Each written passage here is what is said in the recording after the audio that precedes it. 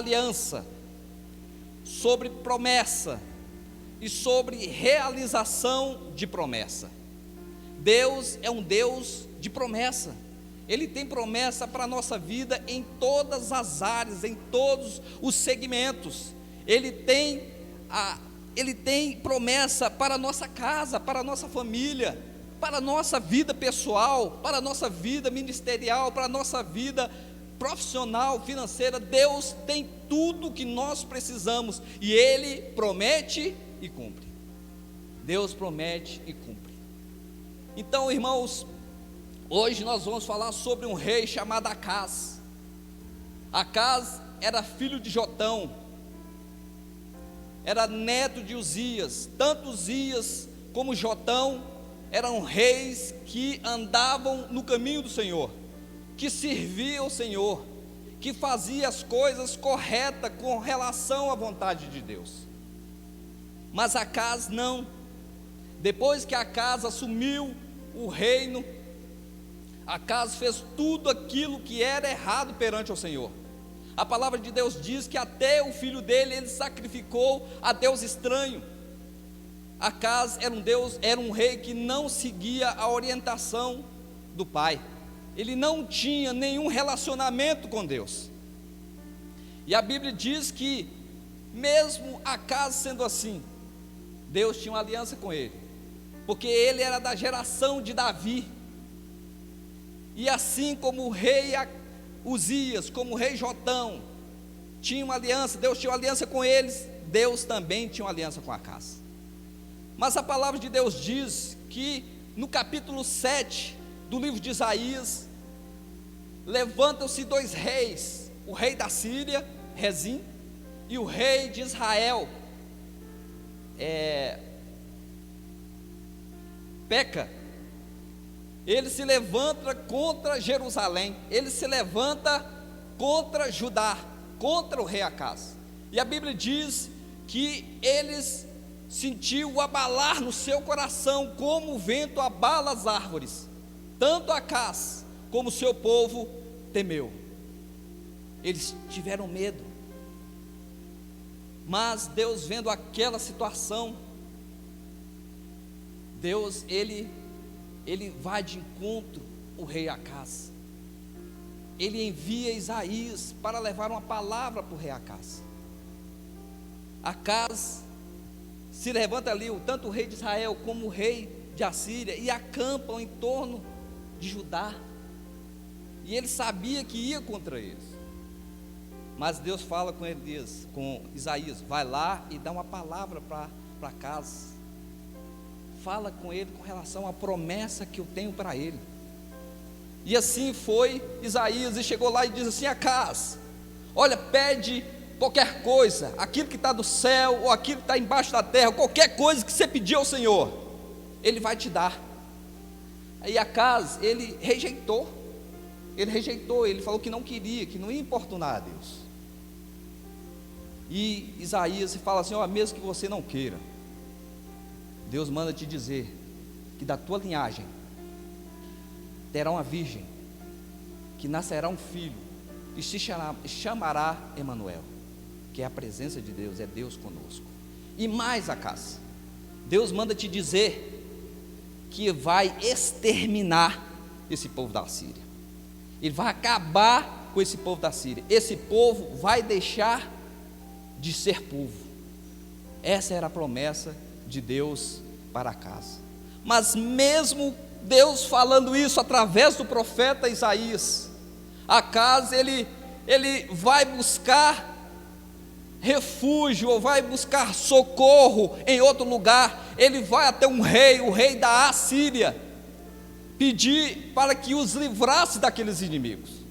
E assim aconteceu. Aquele povo veio e lutou com o povo da Síria e venceu, livrou aquele povo, livrou Judá, livrou Acaz. Mas irmãos, quantas vezes o homem, mesmo conhecendo a Deus, ou achando que conhece a Deus, busca refúgio em pessoas físicas, em pessoas talvez que tenham conhecimento, que ocupam um cargo melhor ou maior,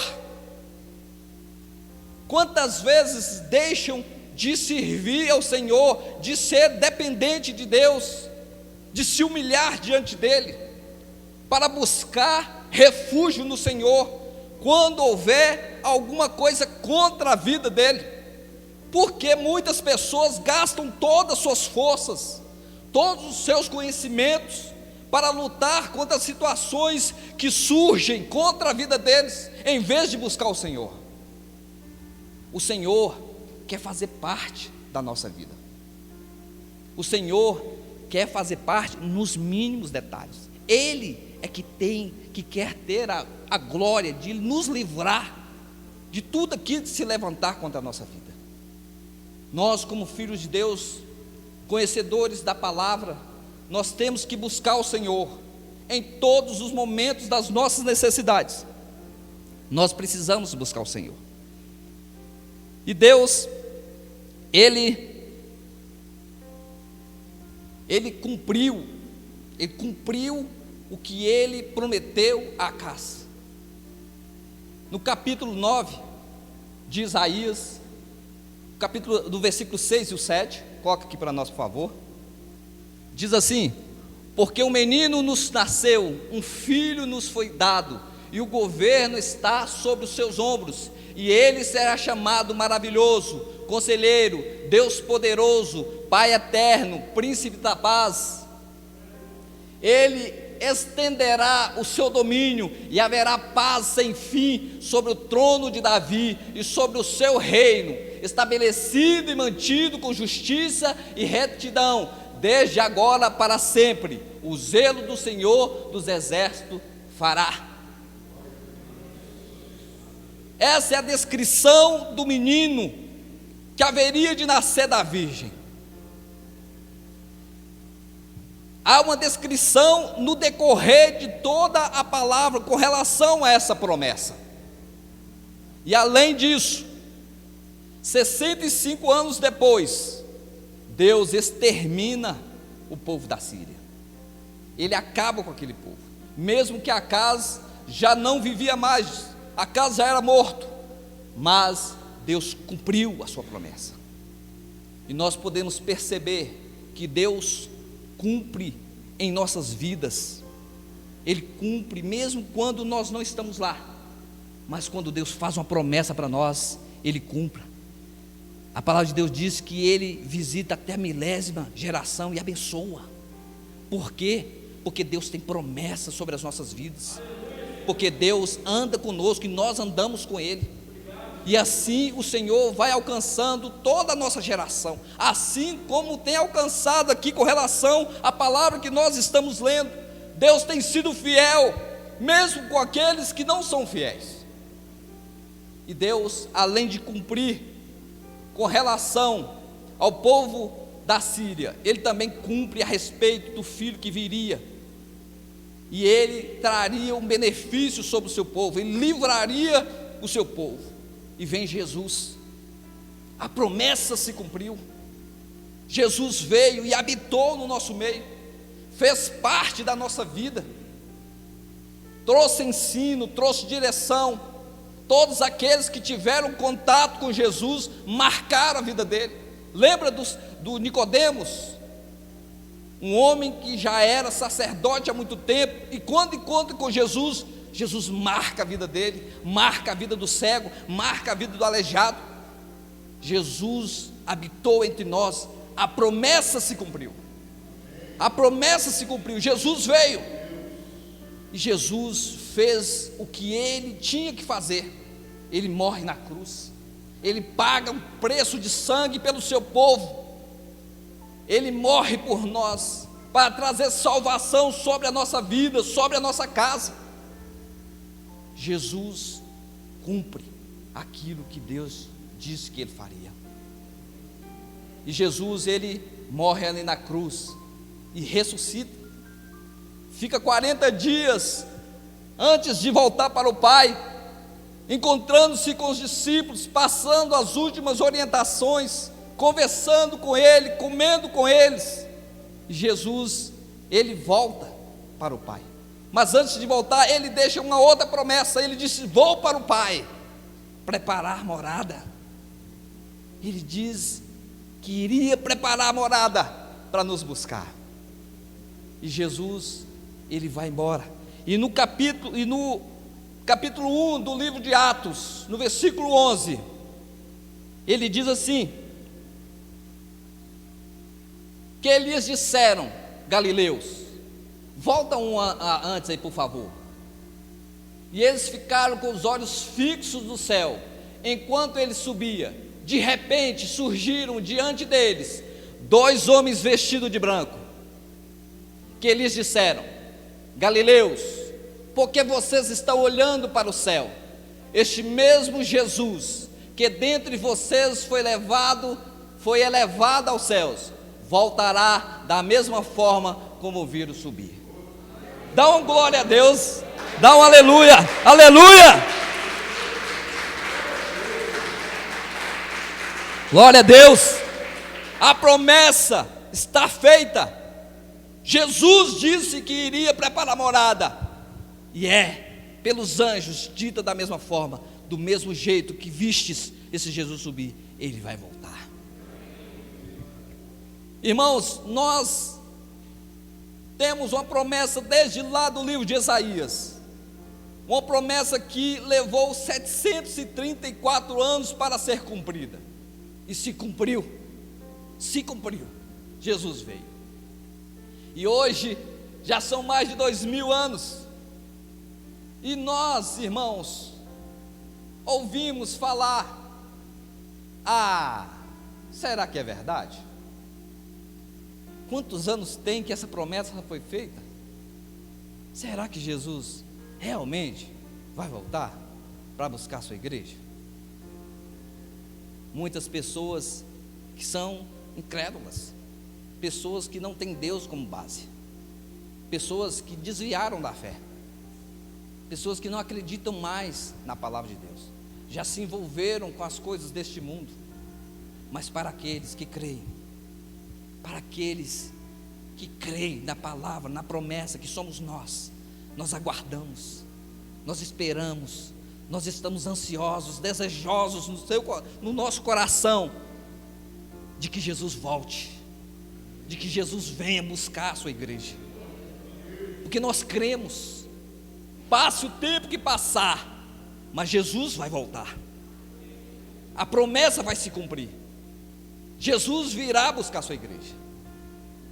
Mas não é só no livro de Atos, não é só no livro de João, quando Jesus fala que vai preparar a morada.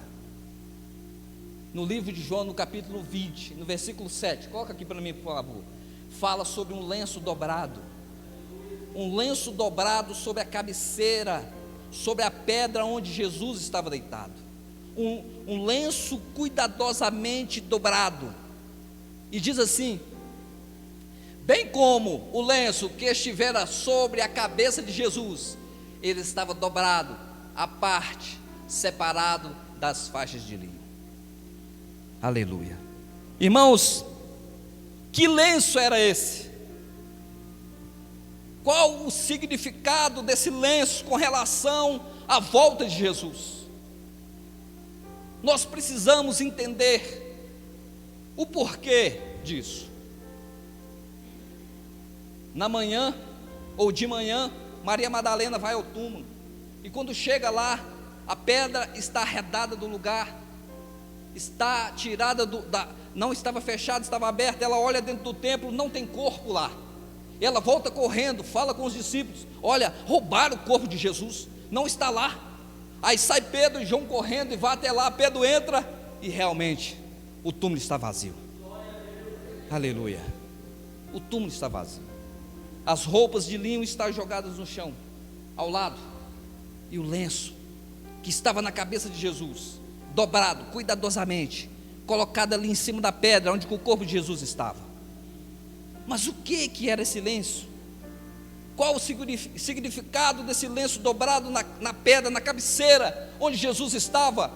Certamente quando Pedro entrou, olhou, ele viu e entendeu, porque existe na cultura judaica que o mestre tem algo sobre o mestre e o servo. Quando o servo ele serve à mesa para o seu senhor se alimentar, para fazer sua refeição, o servo fica à parte, esperando que o seu mestre, que seu senhor termine a refeição.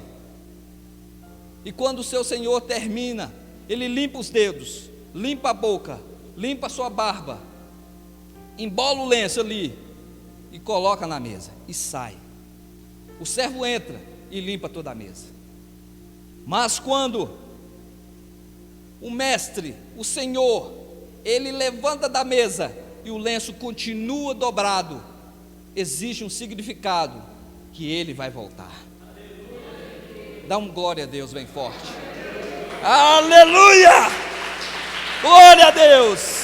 Aleluia! Jesus vai voltar. Jesus vai voltar, igreja. Jesus vai voltar.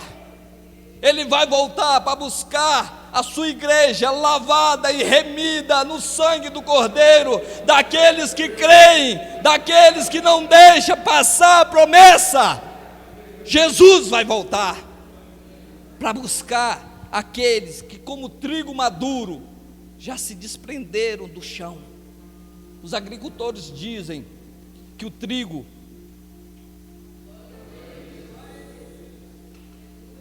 aleluia, que o trigo, quando ele está pronto para ser colhido, até as raízes se soltam do chão, se soltam da terra. A igreja do Senhor Jesus precisa estar totalmente desprendido desta terra, tem que estar com os olhos fixos no alvo, na plena vocação do Senhor, na nossa morada eterna. Nós precisamos estar totalmente desapegado daquilo que é terreno, daquilo que é daqui, daquilo que vai ser destruído, daquilo que vai ser queimado.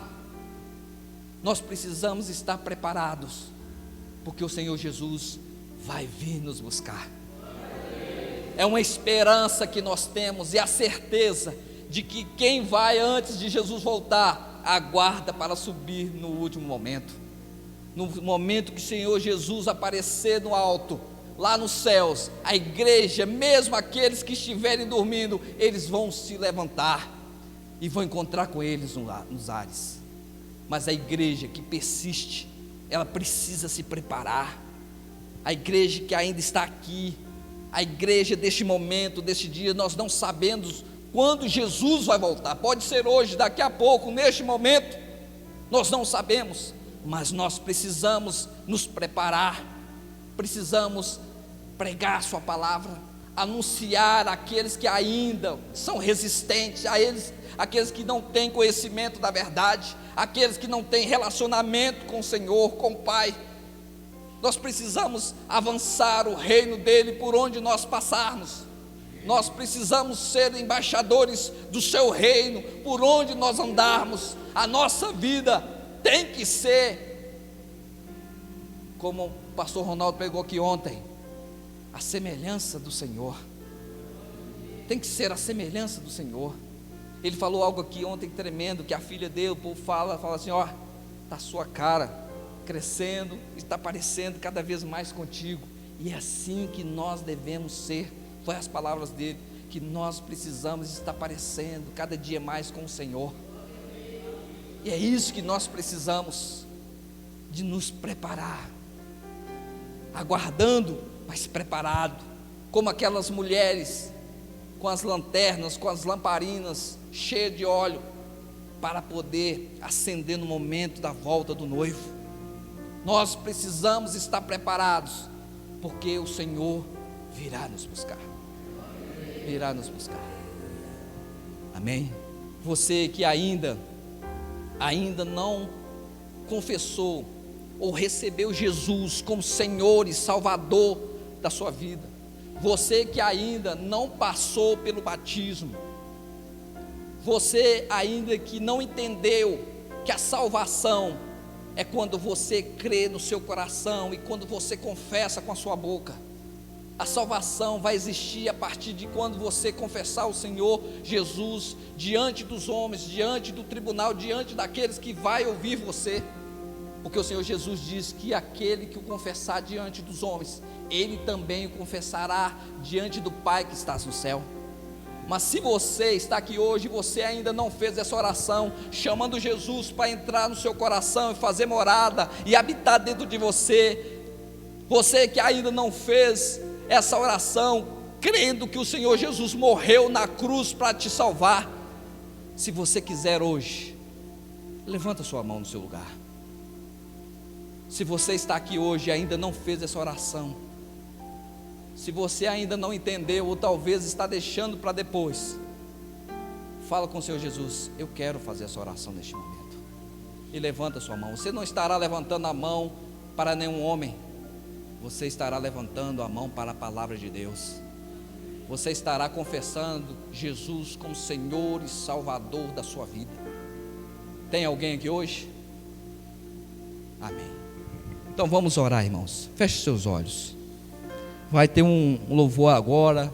Você fala com Deus. Se você ainda não tem tido realmente uma vida com relação à vontade de Deus, talvez você não conhece de verdade as promessas, ou ainda não está totalmente crendo que Jesus virá te buscar, ou que você precisa de ser animado.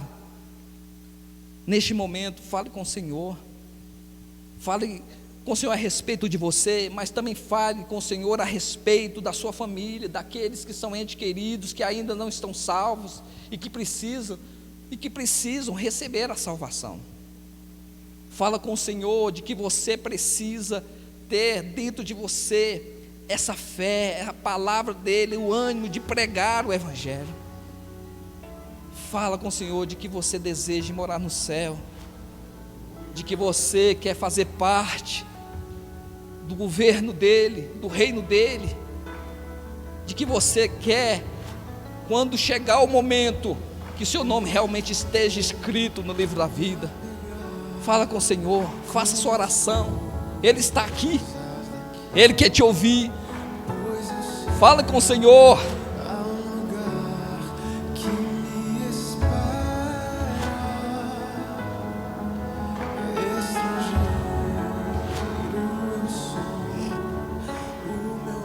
Aleluia.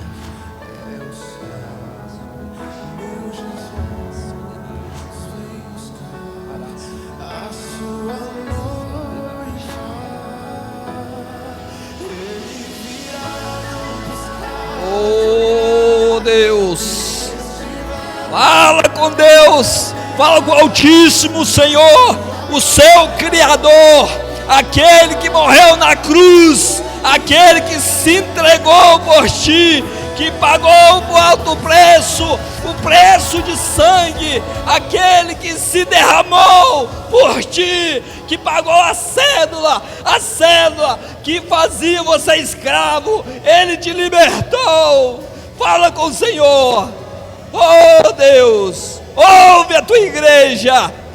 Aleluia. Deus, em nome de Jesus, oh Pai, toca na sua igreja, Pai, toca no seu povo agora. Oh Senhor, vai falando aos corações, vai confirmando a promessa, Deus, que o Senhor vai realizar no seu tempo.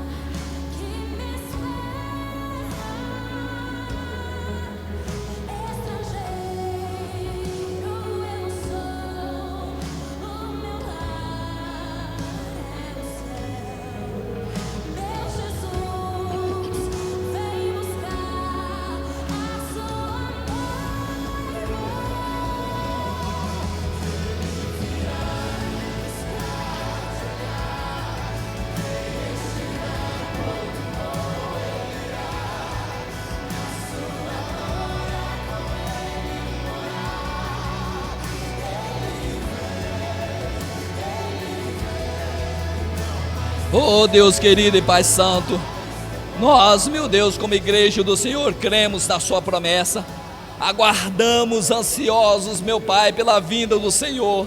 aguardamos, meu Pai, Deus, crendo que o Senhor vai voltar para buscar a sua igreja, mas Pai, uma igreja que tem que estar preparada. Então nos prepara, Deus, prepara o nosso coração, prepara a nossa alma. Deus, não nos deixe vacilar, não nos deixe arredar do caminho, Pai, não nos deixe, meu Pai, de fazer aquilo que é certo. Oh Deus, nos prepara para a colheita, Pai, nos desprenda desta terra, nos desprenda, meu Pai, deste lugar, meu Pai, que nosso coração não esteja aqui semeando nesta terra, meu Pai, que nós estejamos semeando, meu Pai, no lugar da morada eterna, meu Pai, no lugar onde o Senhor habita. Deus, em nome de Jesus, olha para a nossa casa, olha para a nossa família, meu Deus, não queremos ser salvos só nós, queremos que toda a nossa família seja salva, Pai, em nome de Jesus. Alcance nesta manhã